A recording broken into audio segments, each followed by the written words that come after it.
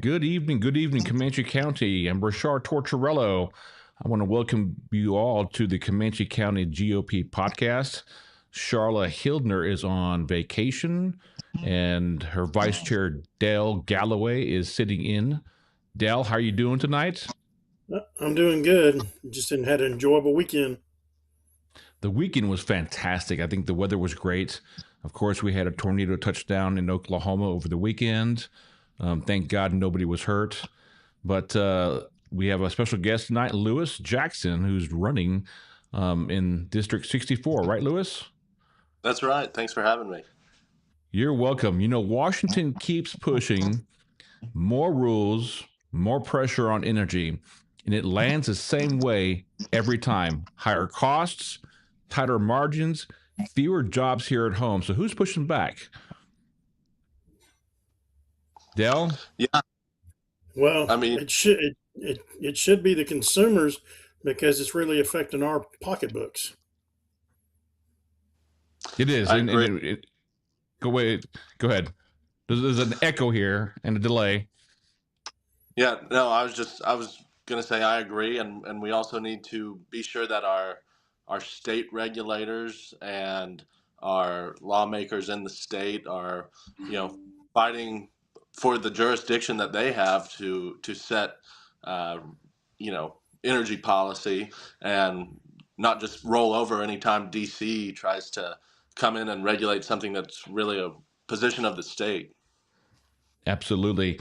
And before we go any further, Lewis, I'm not sure if a lot of people know who you are in the Lawton area, but can you go ahead and just start by telling us a little bit something about yourself? Yeah. So I'm Lewis Jackson. I'm a Republican candidate for House District 64. I grew up right here in the district.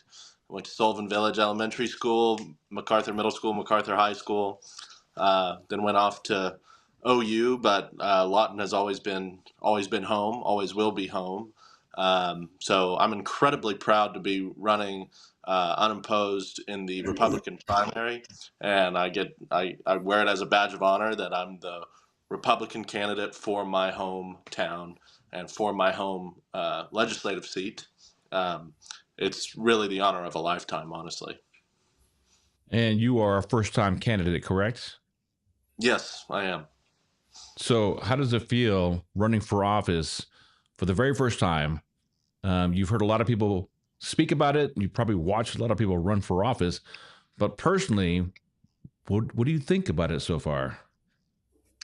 I am so shocked by just how generous and gracious everyone's been, be it on the doorstep or for instance, this today at lunch, I took my mother to lunch after church, and Mm.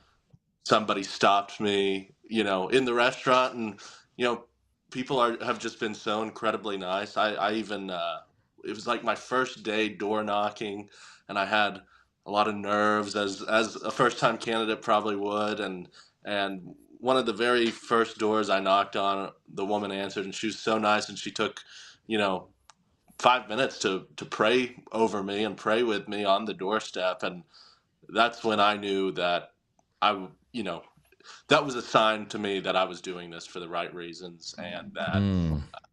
this was a bigger thing than just me. Absolutely. Now, Dell is sitting in for the county GOP chair, Charla, and he is the vice chair of the GOP. Dell, I want to thank you for coming on tonight and sitting in. I know you and I have met face to face a couple times last year during the fight for state question or against state question 836, the open primaries. So going back to energy, which opened up the show, how are people feeling down in Comanche County when it comes to gas prices? I know that since we've been in the war with Iran, prices across the state have risen, but I think they're starting to come down. Are you guys starting to feel the pinch down there too as well? Well, I'm sure everybody's feeling some kind of squeeze. The energy costs are talked about all the time. We're seeing it not just in the gas stations, but you're also seeing it in your home heating and in energy bills within electricity and natural gas. Everybody is trying to make their money stretch, and when you get hit real hard on one end, it's kind of hard to make it up on the other end. So it's so are you guys also in Oklahoma City? I think the average cost was $339 for just regular unleaded, and our cars take the premium one, which is even worse. It's over $4 now, but I'm seeing the prices come down. When it comes to energy, Lewis, this question is for you. Your time at the Corporation Commission, I think that's where the fights are at when it comes for energy. Is that correct? What exactly did you do there? Yeah, so I served as a policy advisor to Commissioner Brian Bingman, who's the newest commissioner on the Corporation Commission. He's been there a little bit over a year. And yeah, basically, as the commission, you're kind of the supposed to be the scales of balance between meeting the needs for the utilities, but also, you know, also the needs and affordability for the consumer. The consumer advocate for energy usage, utility usage, is statutorily the Attorney General, and the Commission serves as kind of the balance of trying to strike that balance between, like I said, the needs of the utilities and the consumer. And then on the oil and gas side, they permit drilling and of oil and gas wells. So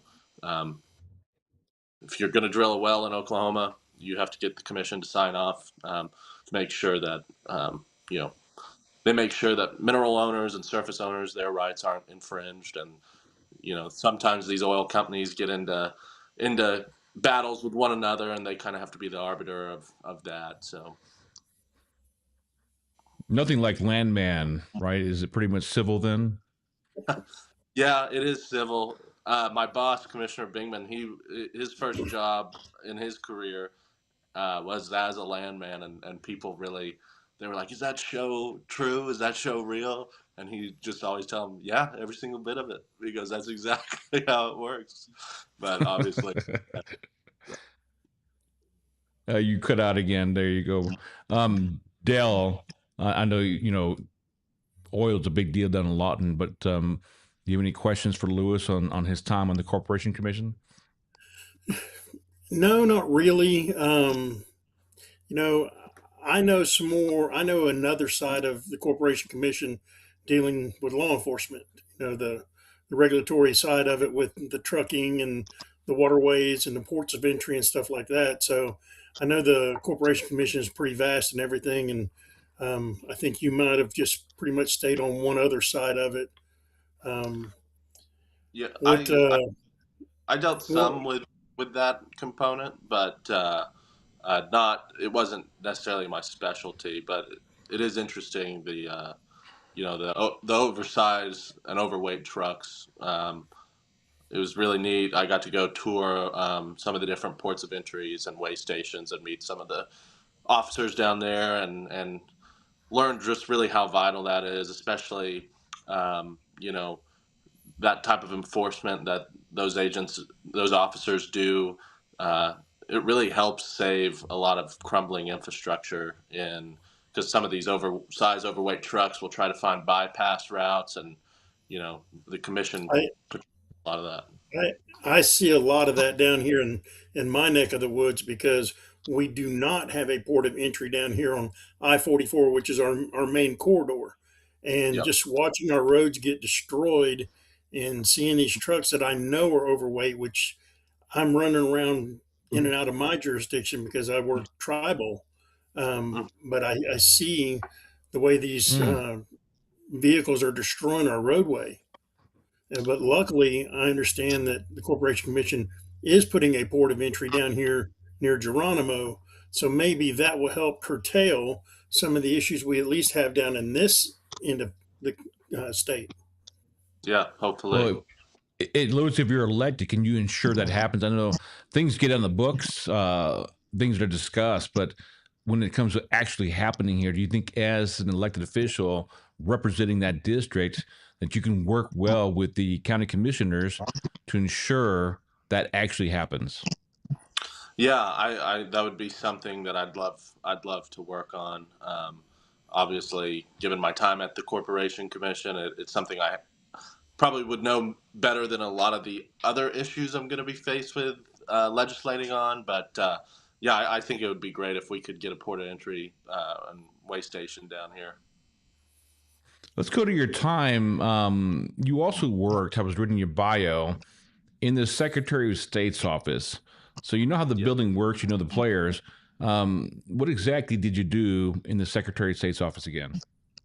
Yeah, so I was the first point of contact for the House. I was a liaison to the House of Representatives. So a lot of the times it was dealing with constituent issues, trying to, when somebody would call their um, legislator with an issue that they were having with our department, our agency, I would help them kind of get that resolved, and then and that was a really eye opening experience, and you know, sadly, sometimes agencies don't really hold themselves accountable until an elected official steps in and kind of directs them, and we need to find ways to streamline bureaucracy and enable our agencies to respond more fast and effectively to constituent requests. It shouldn't take you going to your state legislator and them having to call somebody in kind of in the position I was in to get an answer from a state agency. Well, sometimes that's what your legislator's there for. If you can't get an answer, you know, you're usually the first one they call. While your time in the in the Secretary of State's office, um, did you said you work with the legislatures, but did you have a lot of contact with the constituents as well? I didn't really personally, but there were other people in the agency doing that, but um, yeah, I worked mainly with legislators. Dale, you have a question for him?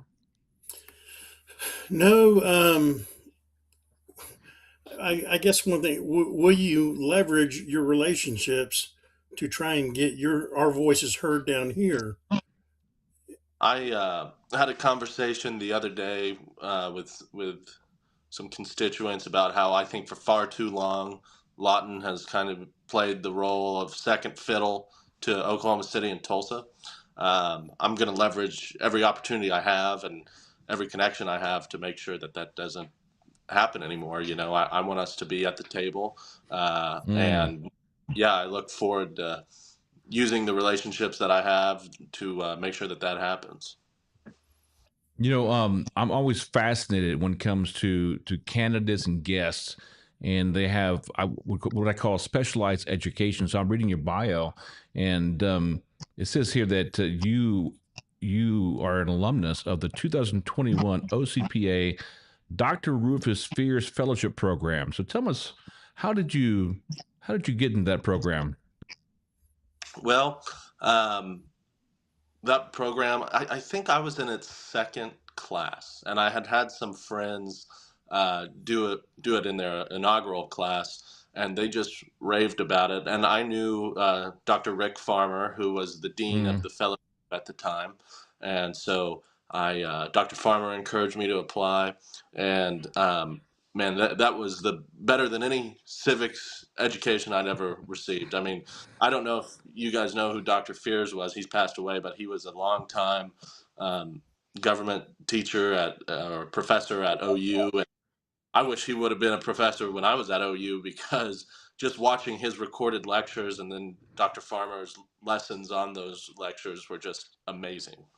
Mm. I've heard a lot about him. Now, OCPA, have you done any work with that organization, or you just received the fellowship through them?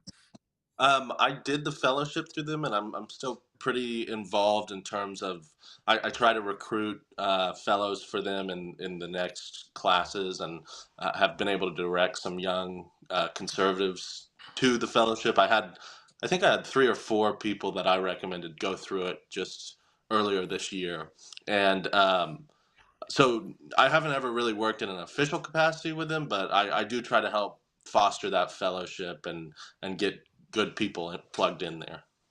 Roger that. Dell, back to you, bro. Okay.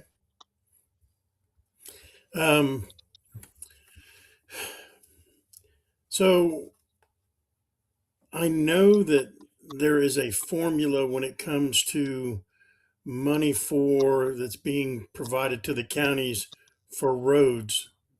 Mm-hmm. And I know there for a while it was dependent on the oil and gas traffic in the areas, if I remember correctly.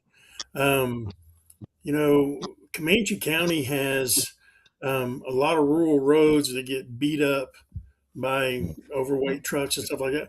We don't have a lot of oil and gas, so we get basically the same uh, formula as a smaller county that has a population of 10 to 12,000, and here we are well over 120.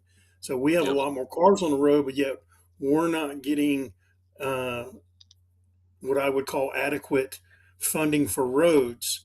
Um, I think we were getting 4,100 uh, a road mile, and there's some counties that are getting like 20,000 a road Mm. mile. I mean, Wow. what could be done about maybe? I know that they just worked this formula recently. Maybe let's go back and take a look at it again, and let's look at it in a more common sense way. I'm not trying to, take money from anybody, but I think money should be given fairly so that everybody has at least decent roads. I'm not saying, DOT, top of the line, ready to Mm. go, but at least something because, I mean, the I don't even know if I want to say this is the toughest thing around here is dodging the potholes. Yeah. And I know the commissioners are trying, but they're on a limited budget with road money. Is there a question in there, Dell? Yeah, can we revisit the formula? Yeah, that's an issue I would love to get into, and I mean, I'll be the first to admit I'm not an expert on every issue that's going to come to me Mm. at the legislature, and that's why I really want to lean on people who do have that expertise, lean on my constituents. Hmm. That I want to be as accessible as possible, so when issues like this come up, that I'm not a civil engineer. I don't know anything really about road building or anything, but I just want to always be accessible to work on these issues. And infrastructure is one of my priorities. Something I do want to work on. So yeah, I'd love to take a look and see if does that formula make sense. Do we need to change it, and what can we do to better position Comanche County? That's a good question and good answer. We've got a viewer question. Dr. Elizabeth Pleasant from Lawton has asked you what are some changes in the energy sector that you want to change or improve? Yeah. So primarily, I mean, the number one thing I get asked about on the doorstep is about data centers and this new surge in electricity demand that we're going to see.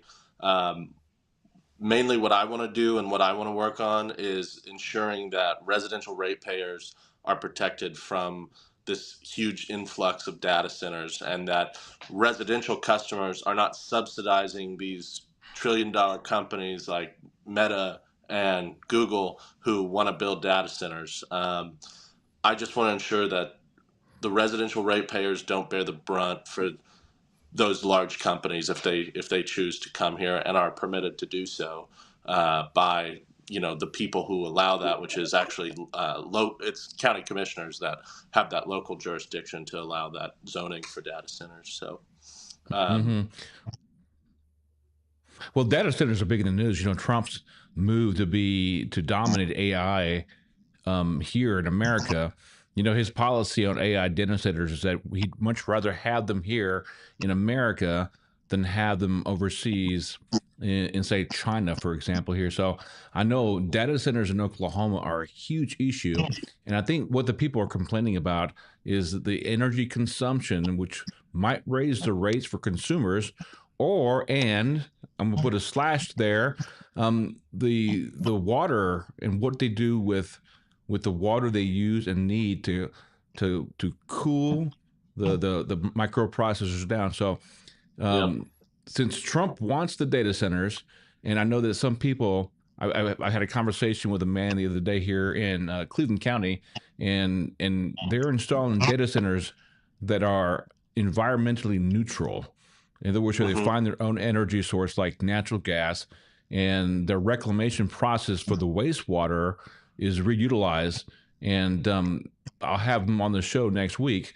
But I think if they promote data centers with that in mind, again, not to raise rates, not to consume and increase the consumption of electricity, but find like natural gas and find a safe way to reuse and maybe and hopefully not. I think the word release is probably a bad word. The wastewater. Would you consider championing that for Oklahoma? Because if it's not this district, it's going to be another district in Oklahoma that will bring in these data centers here that are environmentally neutral. Right. Yeah. And I think the president is right that we don't want these, I think his main concern is China and India developing these data centers and us not. But yeah, just like I said, some of the things you mentioned, those are the kind of protections that I'm have in mind for residential ratepayers for sure. Um, Mm, Subsidies for these data centers should not be on the backs of the residential ratepayers. A lot of people absolutely. say a lot of people don't want to be, saddled with those prices or the money because they're not making the dividends at the ends like the CEOs are. Right. Yeah, anytime you bring in and push something on the back of the consumers or the constituents, no one likes that. I can tell you that. Um, June, not only will they have the primaries in June, but state question on the minimum wage. Where do you stand on that question? That will, if it's passed, will make $15 the new minimum wage for Oklahoma. Good idea, bad idea. Bad idea. Absurd idea. Uh, I don't support a raise in the minimum wage to begin with. I surely don't support a ballot initiative that raises it to $15. I mean, that's just they pulled that number out of thin air. um, and yeah, I think the free market needs to be what determines a competitive wage. I was having a conversation over the weekend with a friend of mine and talking about, there's a reason that a lot of fast food restaurants, Target, Walmart, I haven't seen a job advertised at the minimum wage in years. I mean, the free market is doing its job. Yeah, I would not support that. My opponent in November, she's already come out in favor of it Hmm. and spoken publicly about it. That's a big difference between me and her. But yeah, I am not in favor of that state question. You know Well, a why lot of we people, have to import, I'm sorry, well, why we have to import policies from California. So their minimum wage destroyed their local economy, all right, if not the entire state's economy. And these groups that come in and they bring these questions in and they hire canvassers to go out and sign a petition that they're not really aware of. And you're right. And Dell, you can probably back me up on this. I have not found a job where someone starts at minimum wage, except in the restaurant business. All right. But like my wife's practice, everyone is they get paid $25 an hour to start. All right. So when they come in and make this a mandatory thing, it's going to kill this economy, Dell. yeah, and a lot of people don't. They need to read fully into that bill or that state question because there's an accelerator on the end of it that will actually push the minimum wage above 15 an hour over the next few years. And I want to think it caps out at like $30 an hour within the next 8 to 10 years. I can't remember the exact numbers. You're talking about a bunch of companies going under especially the mom and pops, the local companies that we want to strive to support and bring the money back into the community, because those are the people that are sending their kids to dance or baseball camp or something like that.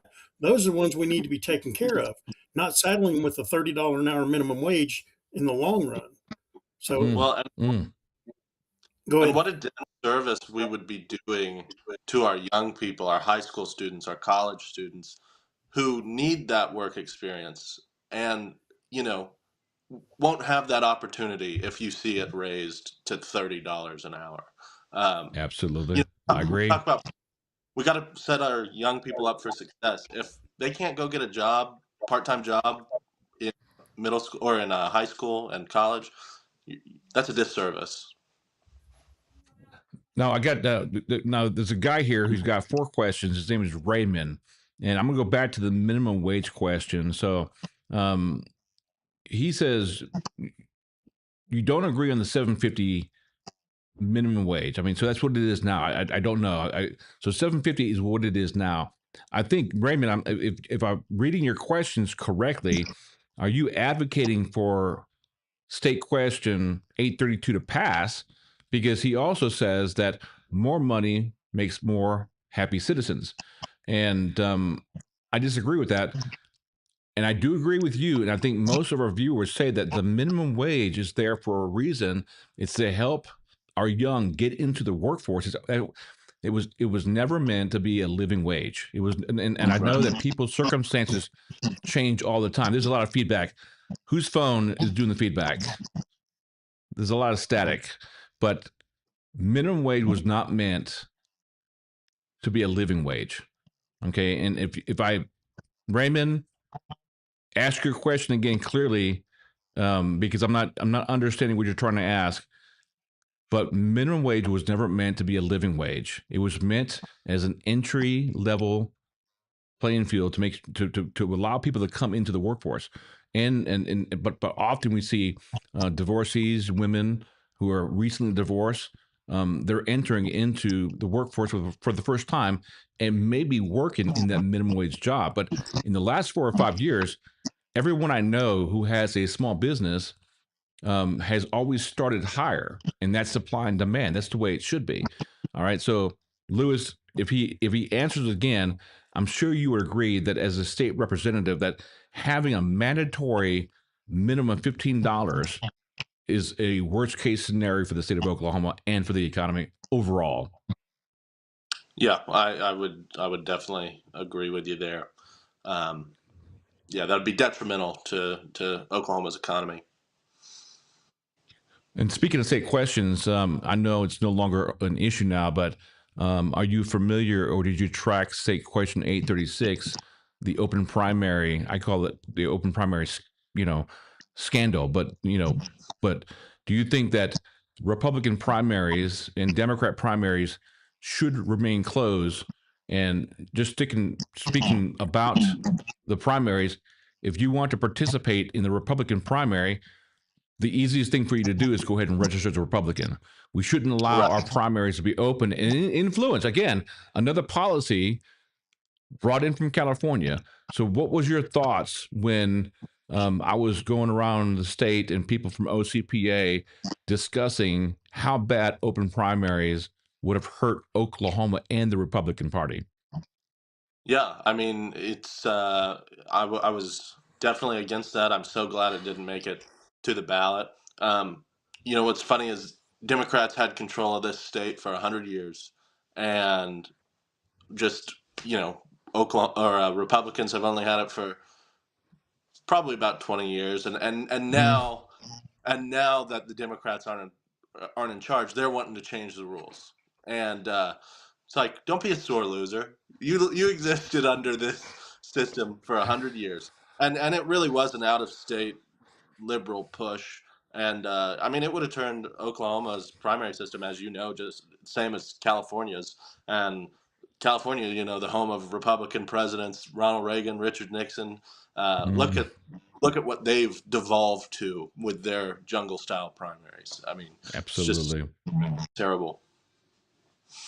Dell, do you have a question along the lines of the minimum wage?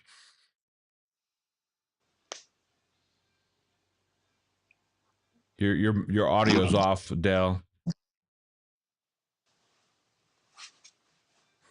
Okay, while he's trying to figure out how to get his audio back, let's take the focus back to Lawton. Okay, so you had mentioned earlier about the conversations in District 64. So, what else are you hearing from the voters in 64?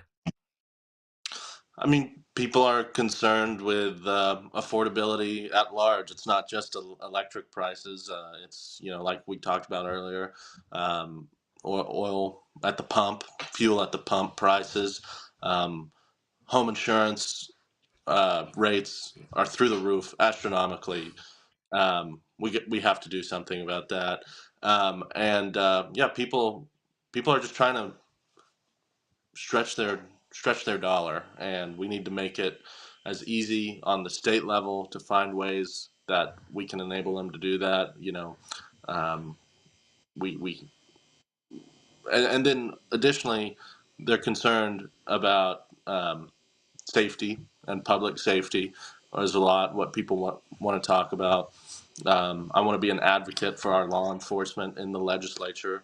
I think we have good law enforcement agencies here in Comanche County. I want to advocate to continue to enable them to be the best that they can be. So, but public safety, affordability, common sense stuff that I think Republican candidates should all get behind, and I don't imagine that my opponent in November will have the same view on that, just as she doesn't the minimum wage. But that's all right. It's about two different visions. I think I have a Oklahoma and Lawton first vision, and that's what I'm going to campaign on. So Good. Dale, are you back? Audio is not working. Well, he's trying to figure out his audio. It does happen with these live shows here. So let's go to what can actually be fixed at the state level. Realistically, can you fix any of these or one of these? yeah, I think so. I mean, I think some people have never met a tax increase they didn't like. I think we can cut fees and taxes. I think one thing that I want to work on is kind of cutting some of the more benign regulatory red tape that exists behind certain permitting for jobs, like nail techs, hairdressers, things that you kind of hear of people having to have a certain certification or license to do it, and it's just like, really, that doesn't make a lot of sense. But Right. I think reforms like that are things, yeah, we can really tackle at the state level. There shouldn't be a job that's harder to do in Oklahoma than that's easier to do in one of our surrounding states. We should be the most pro business friendly state in the region. And when I hear that we're falling behind states like Arkansas and Texas on some of these certification and permitting issues, that's troublesome. So Raymond is back, and he clarified his question about the minimum wage. He was asking, do you agree with the minimum wage in this generation now being $7.50? So do you agree that $7.50 is a good starting point? I guess that is the current minimum wage. I certainly don't support an increase from $7.50.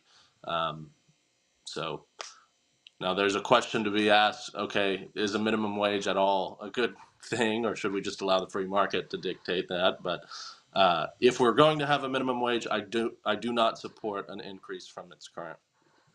And I think most Republicans would agree with you. It's a Republican platform that let the free market decide. Dale, is your microphone working, bro? All right, you're gonna have to log off and log back on. We'll get you back on the. Just log back off, log back on. You call yourself a conservative Republican. Now, I hear everyone say that, but what does that mean in practice to you?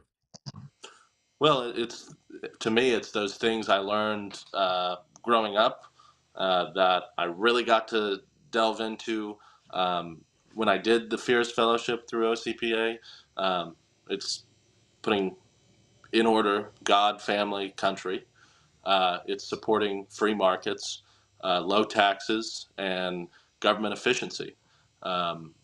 It's really not that hard for me to explain what that means because they're values I've had with me pretty much my whole life. I mean, I started watching news when I was very young, following politics when I was very, very young.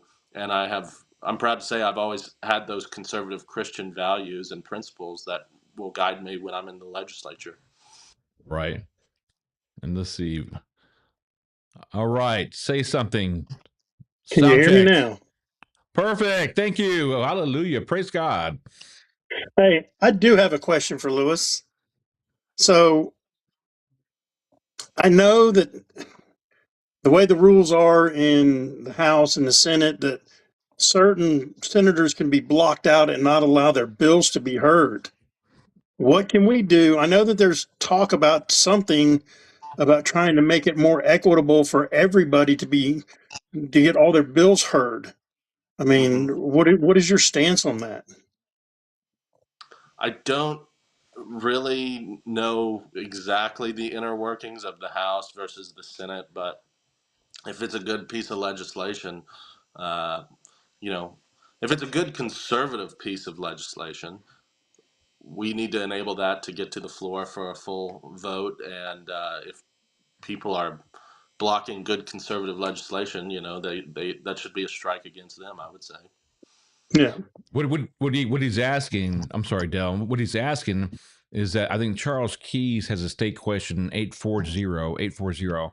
And what he's asking people to do to sign the petition is that in reality, what's happening now at the state legislature, your elected officials are not allowed, or there's a roadblock that seems to be placed in certain people where their bills just aren't being heard. So it's more of a fairness issue. And what the question is, if you're an elected official, should you have the same opportunity to have your bills heard as another elected official? Oh, absolutely. I would think so. I mean, every elected official in the legislature represents the same number of Oklahomans, and that's by design. Everybody should be granted that opportunity to represent the people who elected them and do it effectively. Mm. Dell, I It's a thought, bull. is that what you meant, It's just Dell? bull. Yeah, because it just boils down. If certain representatives or senators aren't getting their bills heard, then their people aren't being represented. Then it gets skewed, and other areas are getting better representation than others, and it should be fair. Absolutely.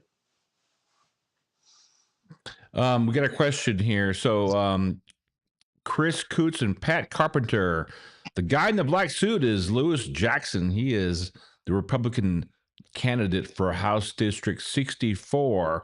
Charlotte Hildner says, "Hey, fellas, it's me, and I'm on the road. Lewis, will you complete the OK GOP platform survey?" Yeah, I when I was speaking at the college Republicans on Wednesday, she asked the same question, and I was like, "Yeah, if I can get through it, it's it's like 85 questions. I haven't even read it all, but from what I have seen, it's all common sense Republican stuff.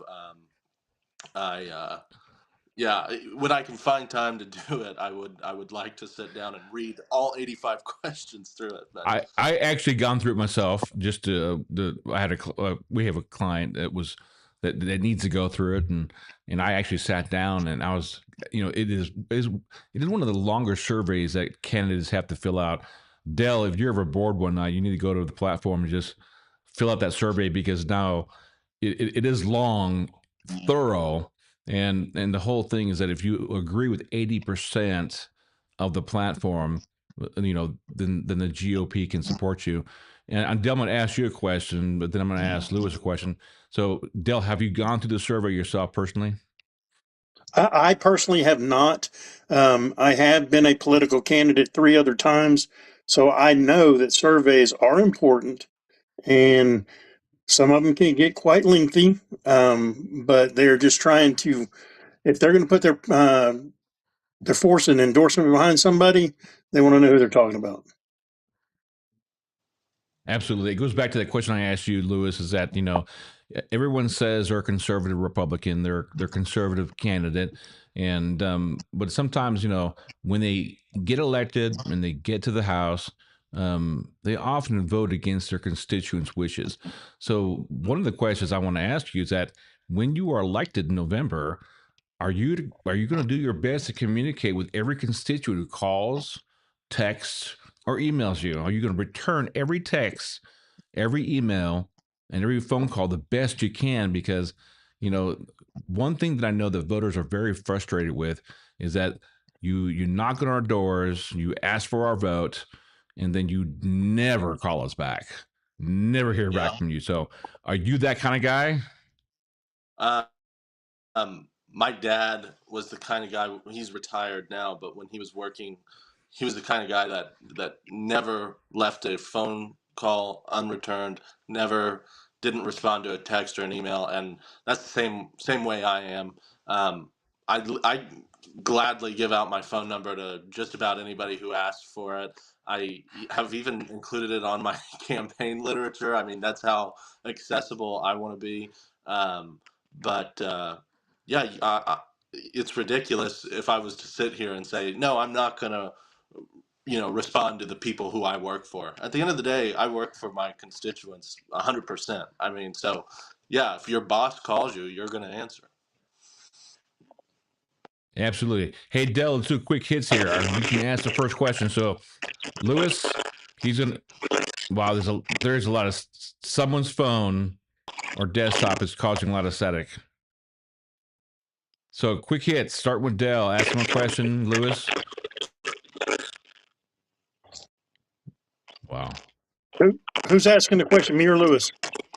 You ask him a question. Quick hits. First 1 to 2 words he has to answer. This is a lightning round before we end. God.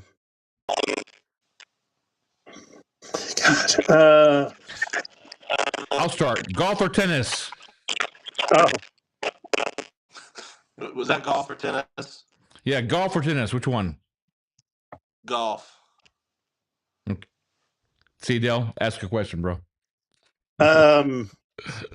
hunting, yes or no? I love bird hunting. Yeah. I get tired sitting in a deer stand. That's why you take naps. There you go. That's right. There you go. What do you do how do you reset after a long week? Time with family, time with friends, probably watching OU athletics on TV. Right on. Rock on.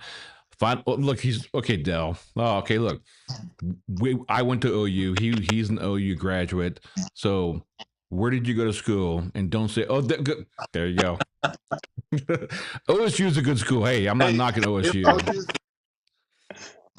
If OU's not playing and OSU's on TV, I watch OSU. Exactly. Yeah. OSU is a good school. Pickup truck or compact car? I drive an SUV. I don't drive either one. So, but I'd rather drive a pickup than a compact car. Okay. Oh, thank God you didn't say electric vehicle. No. All right. Hey, you had the last word. So tell us why District 64 should vote for you. Well, District 64 should vote for me because my values are their values. I grew up in the district. The values I learned were in my church that was in the district, from my mom and dad when we lived in the district, and your concerns about affordability and high prices at the pump and public safety are my concerns. I live in the reality of our community. I don't try to talk about, national positions to raise the minimum wage. I don't try to be anything other than one of us going to represent the issues that matter to us and live the values that we all have. So that's my pitch. November 3rd is obviously a little while down the line, but be honored to have anyone's vote that's watching and their consideration. And like I said, I'm always acceptable or always accessible. Charlotte Hildner has my contact. If you have hers, you can reach out to her and get it from her. And if not, message me on Facebook and I'll get it to you. Well, you know what? How can people get a hold of you and find out more about your campaign? And are you willing to put your number out here on Facebook and YouTube? Yeah.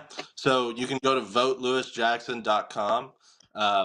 My phone number is 580-583-7029. You can reach me anytime. But if you feel more comfortable submitting a request through the website, have at it. But yeah, accessible anytime.